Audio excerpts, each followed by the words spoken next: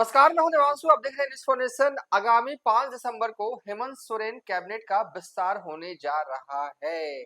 यानी कि हेमंत सोरेन की जो नई सरकार बनी है, अभी कोई मंत्री नहीं है, सिर्फ मुख्यमंत्री हैं।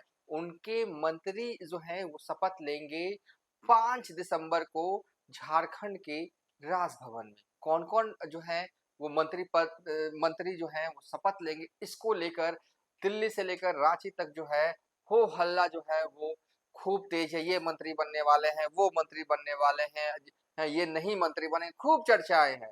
इससे पहले, इन चर्चाओं से पहले कांग्रेस वाले कहाँ हैं? कांग्रेस वाले दिल्ली दर्शन करने के लिए दिल्ली पहुंचे हुए हैं। दिल्ली दर्शन क्यों गए हैं? दिल्ली दर्शन जो है कांग्रेस वाले पूजा पाठ करने के लिए नहीं गए हैं।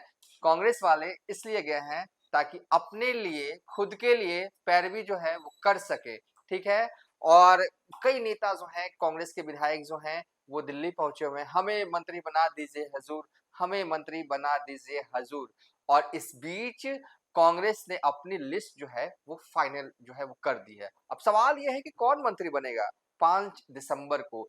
उत्सुकता जो है पहले जानकारी हासिल करने की सबकी होती है।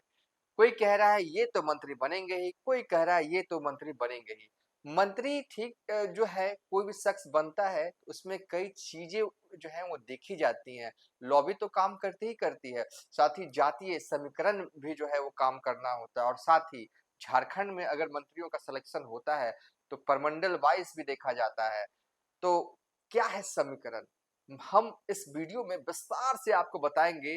वो समीकरण जिसके आधार पर इस बार मंत्री तय किए जा रहे हैं। उस बार भी इसी समीकरण के आधार पर तय किए गए थे, लेकिन इस बार 4 जो मंत्री हैं चुनाव तो हार गए। तो इतना तो तय है कि 4 नए चेहरे जो हैं वो इस कैबिनेट में तो होंगे ही। और कहा जा रहा है कि हेमंत सरकार युवाओं को मौका देंगे। तो 4 क्या, 4 से ज्यादा चेहरे जो हैं इस बार हेमंत सोरेन की कैबिनेट में नए जो हैं होने वाले हैं। तो हमने आपको कहा कि हम बताएंगे आपको कि कौन से समीकरण के तहत जो है वो मंत्री चुने जाने हैं।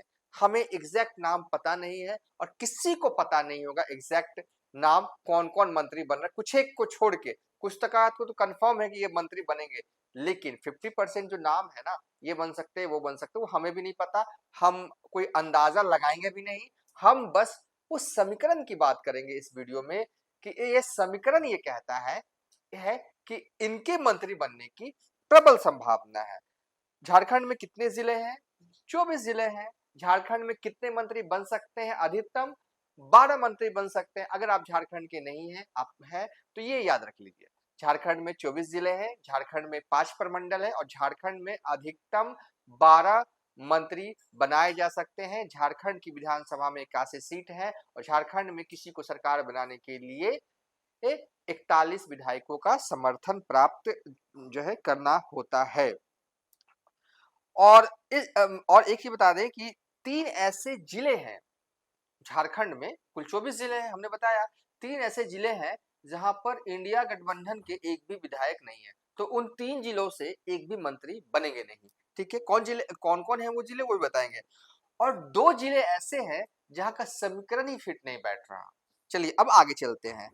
हालिया विधानसभा चुनाव में झारखंड की 81 में से 56 सीटों पर हेमंत सोरेन गठबंधन ने जीत हासिल की थी। वो वाला ग्राफिक्स भी चला देते हैं, बहुत ही इंपॉर्टेंट ग्राफिक्स है ये। अगर आप चाहें तो फोन में स्क्रीनशॉट करके रख लीजिएगा। झारखंड विधानसभा चुनाव का रिजल्ट 2024 में किस पार्टी को, किस गठबंधन को कितनी सीटें आई, ओवरऑल कंक्लूजन बस एक पेज में आपको मिल जाएगा।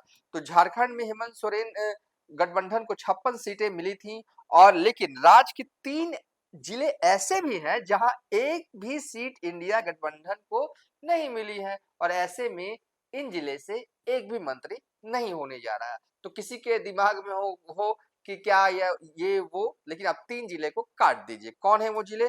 कोडरमा, हजारीबाग और चतरा। कोडरमा जिले से और हजारीबाग जिले से और चतरा जिले से एक भी इंडिया गठबंधन के विधायक जीतकर नहीं आए हैं।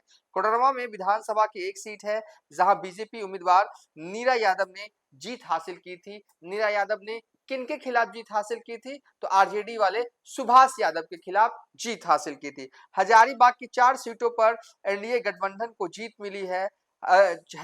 इसी तरीके से चतरा की 2 सीट पर भी एनडीए ने जीत हासिल की है और इन 3 जिलों में एक भी सीट न मिल पाने के कारण हेमंत कैबिनेट में यहां से मंत्री बनना मुश्किल है।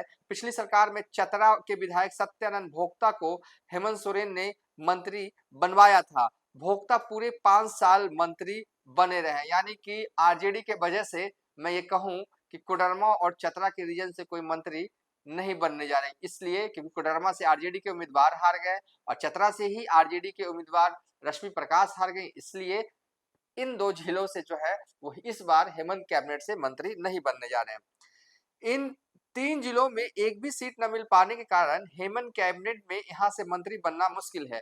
पिछली सरकार में चतरा के विधायक सत्यानंद भोक्ता को हेमंत सरकार ने मंत्री बनाया। कोडरमा, चतरा, हजारीबाग के अलावा अगर ध्यान दे गिरिडीह और पलामू का समीकरण भी फिट नहीं बैठ रहा बॉस। गिरिडीह की 2 सीटों पर जेएमएम को जीत जरूर मिली है, लेकिन दोनों ही समीकरण में फिट नहीं है। गिरिडीह की गांडेय सीट से कल्पना सोरेन विधायक चुनी गई है।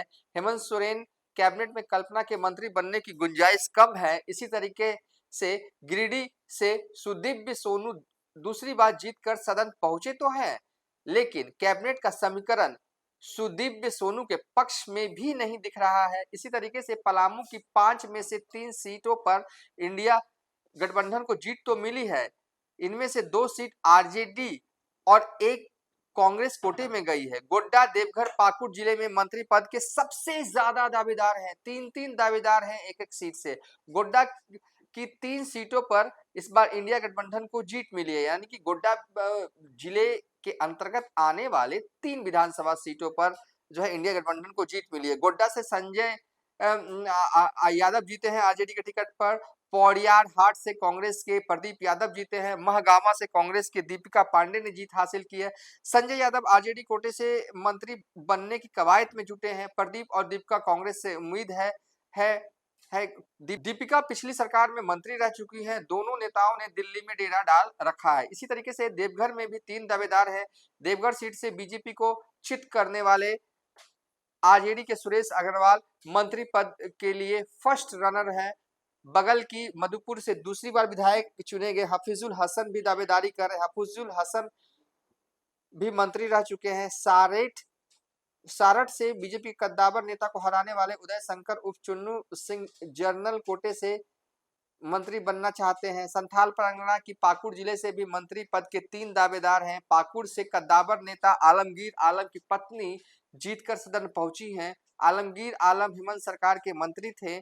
आलमगीर अपने कोटे से पत्नी को मंत्री बनवाना चाहते हैं। महेशपुर सीट से 9 बार के विधायक स्टीफन मरांडी भी मंत्री बनना चाहते हैं। उन्होंने दावेदारी भी जता दी है। लिट्टीपाड़ा से जीतकर विधानसभा पहुंचने वाले हेमलाल मुर्मू भी मंत्री पद के दावेदार हैं। जामताड़ा जिले की 2 सीटों पर इंडिया गठबंधन को जीत मिली है। जामताड़ा से पूर्व विधायक इरफान अंसारी और नाला से स्पीकर रविन्द्रनाथ महतो चुनाव जीतकर फिर सदन पहुंचे हैं। इस बार दोनों कैबिनेट मंत्री की रेस में शामिल हैं।